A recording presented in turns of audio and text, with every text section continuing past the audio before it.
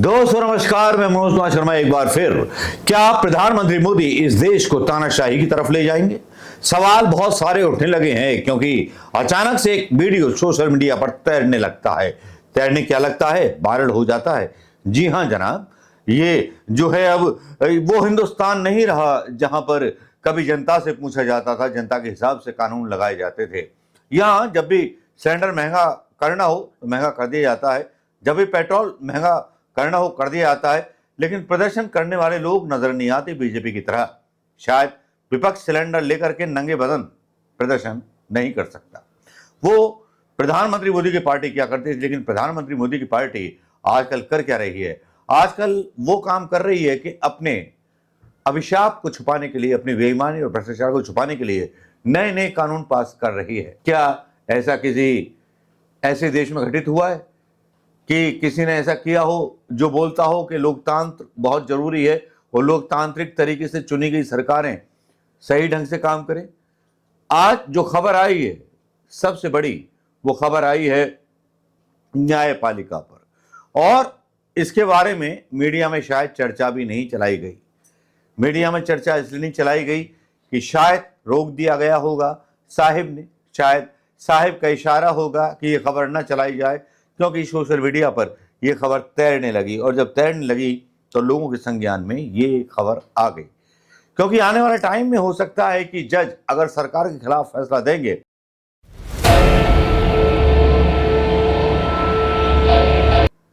अगर मोदी सरकार के किसी भी निर्णय के खिलाफ जज, क्या ये खबर कहीं आपने सुनी?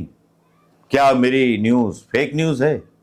लेकिन मेरे पास इसका प्रमाण है, क्योंकि कपिल सिब्बल का एक वीडियो सोशल मीडिया पर बहुत वायरल हो रहा है, जिसमें वो कह रहे हैं, नोएन नाम के एक सोशल ट्विटर से डाला गया ये वीडियो, जिसमें कहा गया कपिल सिब्बल जी को सुनिए, नए कानून के अनुसार अगर किसी जज ने सरकार के खिलाफ फैसला दिया तो सरकार उस जज को 7 साल के लिए जेल में डाल देगी। तो भाई, किस जज की हिम्मत होगी कि सरकार के खिलाफ फैसला सुनाए? तो ये तो तानाशाही डिक्लेयर हो गई आज से ही, या उस दिन से ही जिस दिन से ये बिल प्रधानमंत्री मोदी ने अपनी कैबिनेट में पास।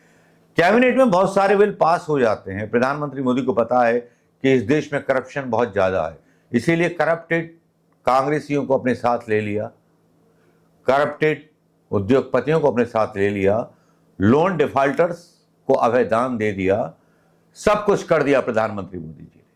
वो जानते हैं कि इस देश को कैसे लूटना है और इस देश को कैसे चलाना है। खूबी कहूं या फिर सत्य निष्ठा पर और मर्यादा पर प्रधानमंत्री मोदी की कसौटी को कसूं, समझ नहीं आता करूं क्या। लेकिन कपिल सिब्बल को आप सुनिए, एएनआई को दिए हुए इंटरव्यू में बोलते हैं कपिल सिब्बल, और क्या बोलते हैं? Whoever being a public servant corruptly or maliciously, public servant means जज भी public servant है, corruptly means corruption motive से, maliciously that is दुर्भावना के साथ, दुष्ट भावना के साथ कोई किसी भी स्टेज जुडिशियल प्रोसीडिंग के, कानून की कार्रवाई पे किसी भी स्टेज पे कोई रिपोर्ट दे, कोई ऑर्डर पास करे, कोई फैसला करे, अंतिम फैसला ना भी हो, इंटरिम फैसला करे, ये जान के कि ये कानून के खिलाफ है, जज फैसला करते हैं, उनको ये नहीं पता चलता कि कानून सही है या नहीं है। वो अपने मन से फैसला करते हैं, जो सोचते हैं कानून सही है उस पर फैसला करते हैं, उसकी अपील होती है, उसकी रिवीजन होती है। कई फैसले गलत भी लिए जाते हैं, कई हाईकोर्ट के फैसले भी गलत होते हैं, मैजिस्ट्रेट के सही होते हैं। तो ये कहता है कि कोई भी ऐसा फैसला हो जो कानून के खिलाफ हो, वो तय करेगी सरकार के कानून के खिलाफ कौन सा फैसला है, उसको 7 साल की सजा हो सकती है, 7 साल की सजा और फाइन और बोथ। तो मुझे बताओ कौन सा मैजिस्ट्रेट इनके खिलाफ फैसला करेगा, कौन सा जज इनके खिलाफ फैसला करेगा? कहीं भी जज हो, मजिस्ट्रेट हो, हाई कोर्ट हो, सुप्रीम कोर्ट हो, सुप्रीम कोर्ट तो कानून तय करती है ना, तो जब कानून तय करती है और जो फासले लोअर कोर्ट के गलत होते हैं तो वो तो लायबल हो गए ना। मैं जानना चाहता हूं किस मंशा के साथ आप ये कानून लाए गृह मंत्री जी। आपने कभी इस कानून को देखा भी है? जब आपने इस कानून को सदन में पेश किया, आगे पढ़िए। Whoever being in any office corruptly means corruption motive से maliciously। कपिल सिब्बल बोलते हैं कि मैलिशियसली ये कानून पास किया गया है। अगर जज किसी भी सरकार के फैसले के खिलाफ अपना फैसला सुनाएंगे तो उनको 7 साल की जेल हो जाएगी। तो ये तो वही हुआ कि मेरे खिलाफ चलोगे तो मैं तुम्हें जज लोया नहीं बनाऊंगा, 7 साल को जेल में डाल दूंगा। ये तो खुलेआम गुंडागर्दी है प्रधानमंत्री मोदी जी की उस सरकार की, जिस सरकार को बोलते हैं कि हम अपने काम से सत्ता में आएंगे। ये तो वही बात हुई कि काम से सत्ता में भी आ जाएं, काम किया नहीं, और काम से सत्ता में आ जाएं, ऐसा कुछ किया भी नहीं। तो समझ में नहीं आता कि प्रधानमंत्री मोदी जी शायद इस देश को कोरिया बना देना चाहते हैं। जब न्यायपालिका पर लगाम सरकार की हो जाए तो समझिए देश की बर्बादी की कगार शुरू हो चुकी है। देश बर्बाद होने की कगार पर है। कांग्रेस उधर चीख रही है। 17 एलिगेशन अभिषेक मनु सिंह भी लगाते हैं। वो 17 एलिगेशन क्या होते हैं, ये वीडियो आप देख लीजिए। हम धन्यवाद करते हैं चुनाव आयोग का कि उन्होंने बहुत अल्प समय में हमें जल्दी से जल्दी मीटिंग और कंप्लेंट अपनी दोहराने और बताने के लिए व्यापक रूप से समय दिया। हम आशा और विश्वास करते हैं कि ठोस कदम जल्द से जल्द उठाए जाएंगे। मैं संक्षेप में आपको बता दूं, 17 कंप्लेंट्स हैं हमारी चार्ट में। 17 मैं सिर्फ 3 या 4 के बिंदु बताऊंगा आपको समय बचाने के लिए। सभी बहुत गंभीर हैं और सभी हमारे मूल सिद्धांत जो इस स्वतंत्र भारत के हैं उनका उल्लंघन करते हैं, उन पर आघात लगाते हैं। इसलिए आवश्यक है कि जिसको हमने संवैधानिक रूप से एक पुलिसमैन बनाया है, संरक्षक बनाया है इस पर्टिकुलर क्षेत्र का, अधिकार क्षेत्र का, वो तुरंत ठोस, सही और स्पष्ट एक्शन ले, क्योंकि ये हमारे संविधान के सभी आत्मा के जितने भी प्रावधान हैं उनके बारे में है। सबसे पहले है हमारी कंप्लेंट नंबर 17।